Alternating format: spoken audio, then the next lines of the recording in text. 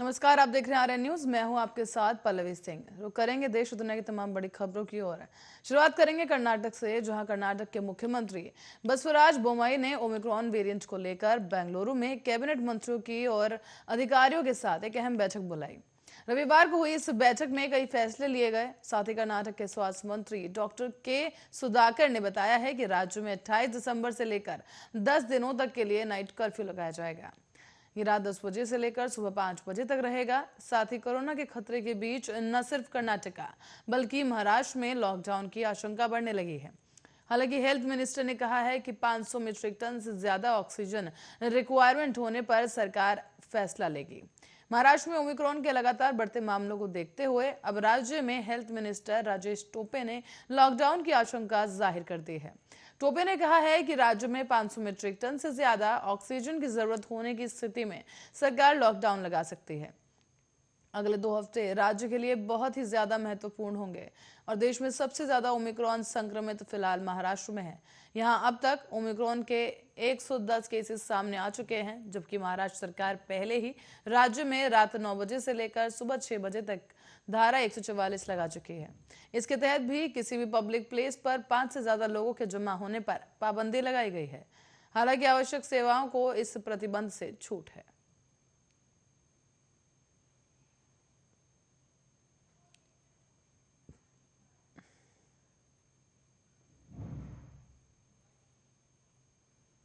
और देश के अलग अलग हिस्सों में ओमिक्रॉन के मामले अब बढ़ते जा रहे हैं। केंद्रीय स्वास्थ्य मंत्रालय ने शनिवार को कहा है कि 10 राज्यों में स्पेशल टीम तैनात की जाएंगी।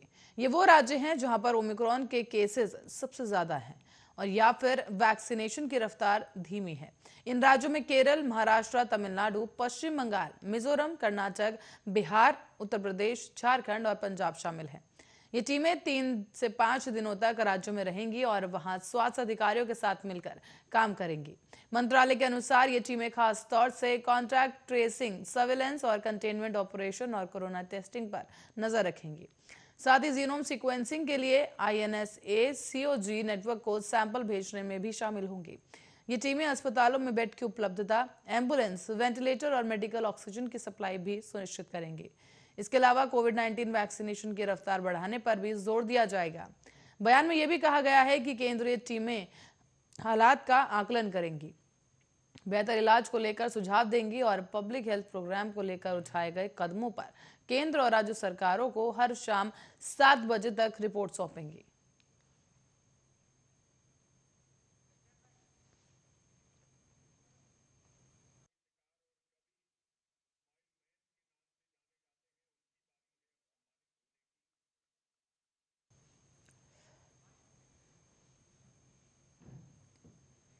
वहीं नए साल के पहले हफ्ते में ही उन शरणार्थियों को नागरिकता संशोधन कानून लागू होने का तोहफा मिल सकता है जो सालों से भारत की नागरिकता पाने का इंतजार कर रहे हैं। नागरिकता कानून यानी CAA 2020 संसद से पारित होने के बाद भी 1 साल से अमल में नहीं आ सका है, क्योंकि इसके नियम अभी तय नहीं किए गए। बता दें आपको कि जानकारों की माने तो आखिरकार केंद्र ने अब CAA पर अमल करने का मन बना लिया है। समझा जाता है कि यूपी सहित 5 राज्यों को चुनाव देखते हुए राष्ट्रीय स्वयंसेवक संघ लगातार इस बात पर जोर दे रहा है कि पाकिस्तान, अफगानिस्तान और बांग्लादेश से आए हिंदुओं, सिखों, जैनियों, बौद्ध, पारसियों और ईसाइयों के साथ इंसाफ किया जाए। बताते चले कि सरकार से संघ नेतृत्व का पूरा भरोसा दिलाया गया और अब 10 जनवरी की समय सीमा को आगे बढ़ाने का अनुरोध नहीं किया जाएगा और इससे पहले नियम तय कर CAA को लागू कर दिया जाएगा। सरकार ये कदम ऐसे समय में उठाने का मन बना रही है जब उत्तर प्रदेश समेत 5 राज्यों में विधानसभा चुनाव होने हैं। मुस्लिम समुदाय का एक वर्ग इस कानून का विरोध करता है, जबकि दिल्ली के शाहीन बाग में लंबे समय तक आंदोलन भी किया गया। CAA लागू होने की स्थिति में इस वर्ग की प्रतिक्रिया और उसके सियासी असर पर विश्लेषकों की नजर रहेगी।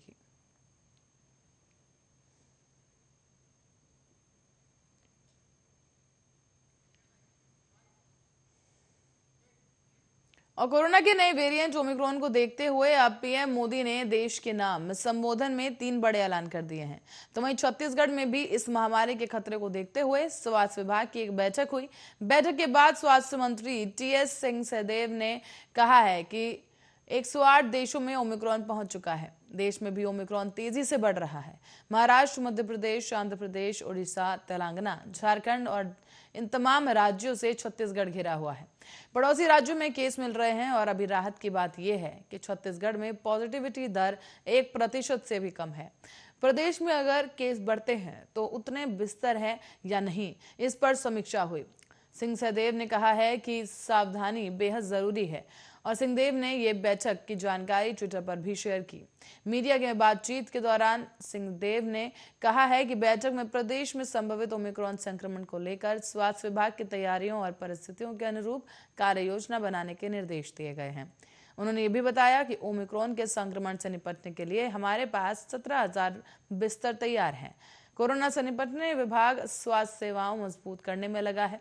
साथ ही कोरोना की पहली और दूसरी लहर के दौरान आई दिक्कतों को ध्यान में रखते हुए सुविधाएं बढ़ाई जा रही हैं।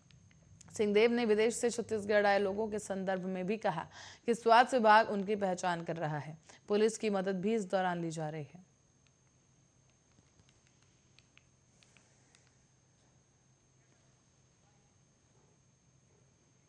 बढ़ेंगे अगली खबर की ओर, जहां हरीश रावत यानी हरदा अपने सियासी हुनर और वक्त के साथ तेजी से कदम ताल करने की क्षमता से एक बार फिर से प्रदेश में कांग्रेस पर भारी पड़ गए हैं।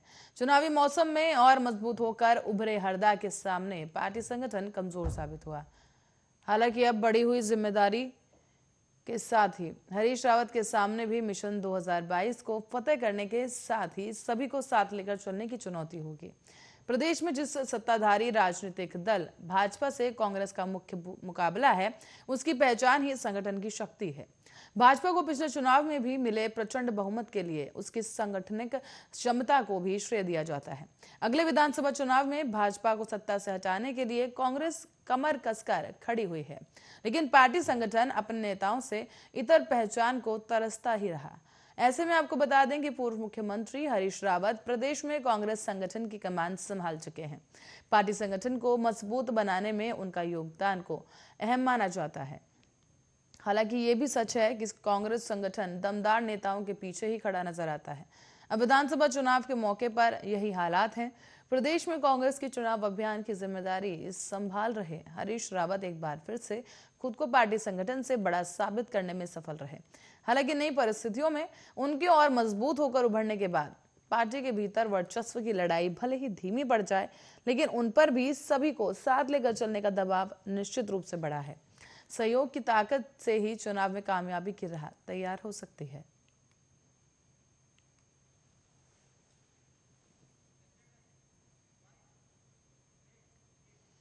और उत्तर प्रदेश के विधानसभा चुनाव में अब 2 महीने से भी कम का वक्त बचा है। बीजेपी, समाजवादी पार्टी और कांग्रेस समेत सभी दल पूरे जोश के साथ चुनाव प्रचार में जुटे हुए हैं। इस बीच आज झांसी में कांग्रेस में लड़की हूं लड़ सकती हूं मैराथन का आयोजन किया, लेकिन इस मैराथन में कोरोना नियमों की धज्जियां उड़ाई गई है। इस मैराथन का आयोजन ऐसे वक्त किया गया जब देश में कोरोना की तीसरी लहर आने की आशंका जताई जा रही है। दावा यह भी है कि मैराथन में 10,000 से ज्यादा लड़कियां जुटी। इस जमावड़े में कोरोना नियमों की जमकर धज्जियां उड़ाई गई। न मास्क, न सोशल डिस्टेंसिंग और न ही कोरोना के नियमों का पालन। बता दें कि पहले यूपी की राजधानी लखनऊ में इस मैराथन का आयोजन होना था, लेकिन वहां आयोजन की इजाजत नहीं मिली। इसके बाद कांग्रेस ने इस मैराथन का आयोजन झांसी में किया। देश में जानलेवा कोरोना वायरस महामारी के केस एक बार फिर से बढ़ रहे हैं। साथ ही इसके सबसे खतरनाक वेरिएंट ओमिक्रॉन के मामले भी तेजी से बढ़ रहे हैं। इस दौरान आपको बता दें कि लगातार ये सवाल उठ रहा है कि क्या कोरोना के बढ़ते खतरे को देखते हुए चुनावी रैलियों पर रोक लगेगी, क्योंकि हाईकोर्ट भी कोरोना के केस बढ़ने पर चिंता जाहिर कर चुका है और चुनाव आयोग और प्रधानमंत्री नरेंद्र मोदी से रैलियों पर रोक लगाने की अपील की गई।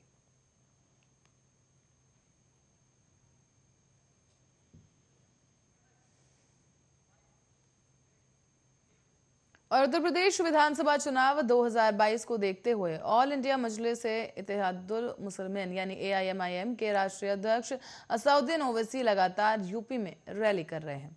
रैली में बीजेपी के साथ साथ सपा और कांग्रेस पर भी जमकर निशाना साधा गया।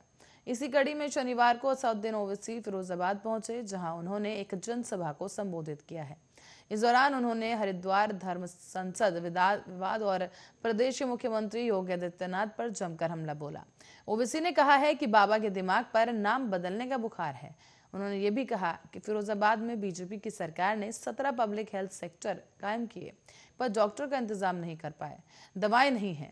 पर बाबा कहेंगे नाम बदल दो, फिरोजाबाद का बुखार नहीं आएगा, बच्चे नहीं मरेंगे, नाम बदलने से कुछ नहीं होता, काम करना पड़ेगा। उन्होंने ये भी कहा कि उत्तर प्रदेश में बीजेपी की सरकार है, आप जाकर मुख्यमंत्री से कहेंगे कि अगस्त सितंबर में लगभग 35 से 200 बच्चों की मौत हुई, तो बाबा बोलेंगे नाम फिरोजाबाद है, इसीलिए बुखार आ गया। बाबा के दिमाग पर नाम हटाने का बुखार है। मुख्यमंत्री के दिमाग में ये नहीं आता कि बच्चे क्यों मर रहे हैं।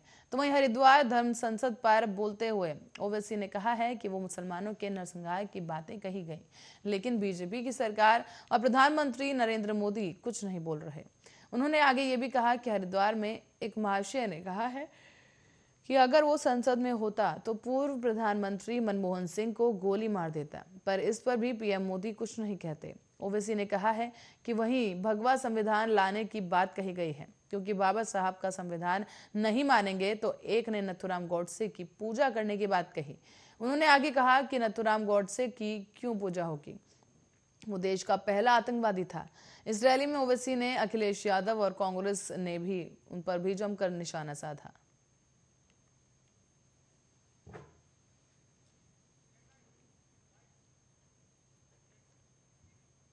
और यूपी के सीएम योगी आदित्यनाथ आज प्रयागराज पहुंचे। योगी सरकार माफिया और बाहुबली अतीक अहमद से खाली कराई गई जमीन पर घर बनाने जा रही है।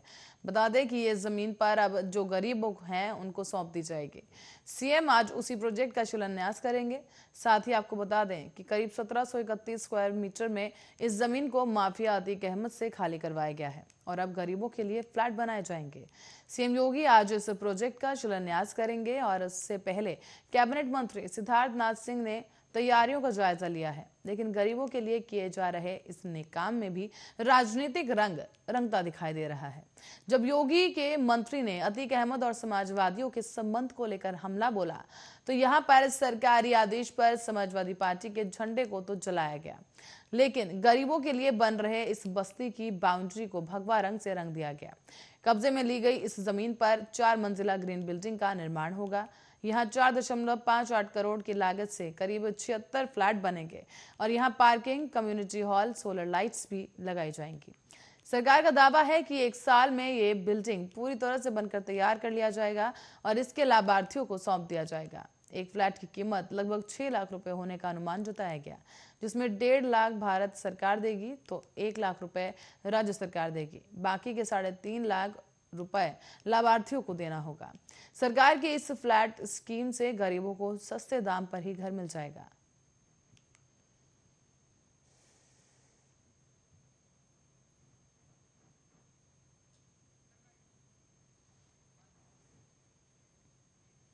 और इत्र कारोबारी पीयूष जैन के घर पर मैराथन छापेमारी जारी है। लगातार नए नए खुलासे हो रहे हैं। ताजा जानकारी के मुताबिक छापेमारी के दौरान कन्नौज में कारोबारी पीयूष जैन के घर से बैग में 300 चाबियां मिली हैं। जानकारी ये भी मिल रही है कि पीयूष जैन ने एक ही कैंपस में 4 घर बना रखे हैं और वहां एक तहखाना भी है। अब इस तहखाने को खोलने की कोशिश की जा रही है। इत्र कारोबारी पीयूष जैन के कन्नौज वाले घर में इनकम टैक्स और जीएसटी इंटेलिजेंस विभाग की छापेमारी चल रही है। आपको बता दें कि कानपुर से अब तक 177 करोड़ की बरामदगी के बाद अब कन्नौज के घर पर सबकी नजर है कि यहां पर नोटों का कितना बड़ा खजाना निकलने वाला है। फिलहाल कन्नौज वाले घर से अब तक क्या कुछ बरामद हुआ, इसकी कोई जानकारी नहीं है। कन्नौज के जैन स्ट्रीट इलाके में तंग गलियों में कारोबारी पीयूष जैन का जो घर बना है, उसमें जीएसटी और इनकम टैक्स विभाग की छापेमारी अब बंद नहीं हुई है। लेकिन सबसे बड़ी खबर इस वक्त की यह है कि 177 करोड़ के नोट मिलने के बाद भी ये छापेमारी अभी 2 से 3 दिन और चलने वाली है। अभी भी घर के गेट को छोड़कर बाकी सभी दरवाजे सील हैं।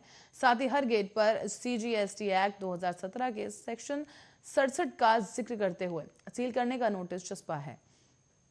यूपी चुनाव से पहले ये छापेमारी यूपी में चर्चा का बड़ा विषय बना हुआ है। साथ ही इस घर से कितनी दौलत और निकलेगी, ये जानने की दिलचस्पी यूपी के आमजन से लेकर नेताओं तक को है। लिहाजा इस घर के बाहर जो है लगातार लोगों की टीम बरकरार है। साथ ही शाम को भी घर में अंदर से तोड़फोड़ की आवाजें सुनाई दे रही थी। जानकारी के मुताबिक जहां जहां नोट चिपकाए गए या छिपाए गए उन जगहों को तोड़ा जा रहा है। इनकम टैक्स विभाग के अधिकारियों ने पीयूष जैन के दोनों बेटे प्रत्युष जैन और मोलू जैन को भी घर के अंदर लेकर आए हैं और उनसे पूछताछ की जा रही है।